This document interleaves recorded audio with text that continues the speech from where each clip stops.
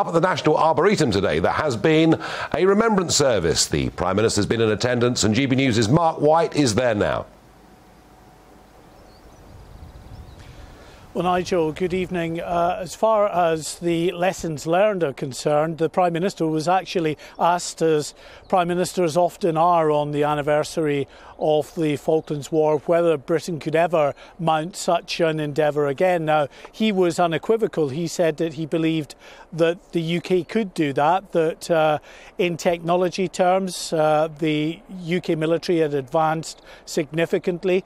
He pointed to the two new giant aircraft carriers, HMS Queen Elizabeth and HMS Prince of Wales. And indeed, the innovation and the development of these carriers came out of lessons learned from the Falklands War. The Invincible class carriers that was down there along with HMS Hermes were 3 times smaller than the current aircraft carriers we have now. Of course, Lord West said there we need enough aircraft for them, but providing they get eventually enough aircraft for them, one of the lessons is CAP, Combat Air Patrol.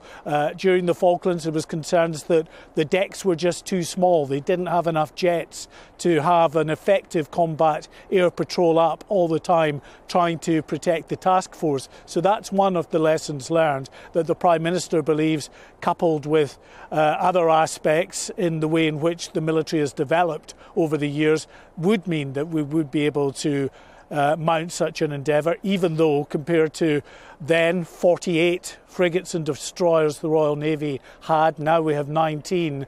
The British Army had a standing army of 160,000 in 1982, Nigel. It is now half that size. But, as I say, the Prime Minister remains optimistic. As far as the event here today is concerned, of course it was poignant. Lots of tears, people remembering back some 40 years ago.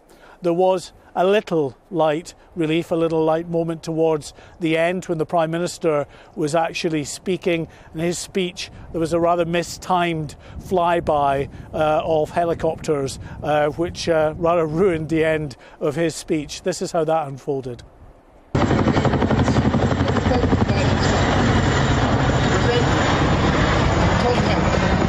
Chairman of the South Atlantic Naval Association, with a scroll.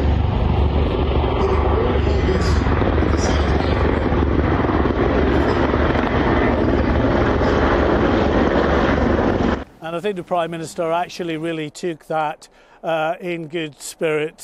He had a chuckle with the others before ending his speech. But for people here, it was really a day to come together to remember those events, which of course incredibly were 4 decades ago. And there was the main commemoration here with 2,800 people invited here by the Royal British Legion, and a number of smaller events all around this incredible National Memorial Arboretum, and also a memorial taking place in Port Stanley that was beamed live into the memorial here, which again was very poignant, as we had local school children in the Falklands saying just how indebted they were to those that risked their lives and gave their lives to liberate their islands.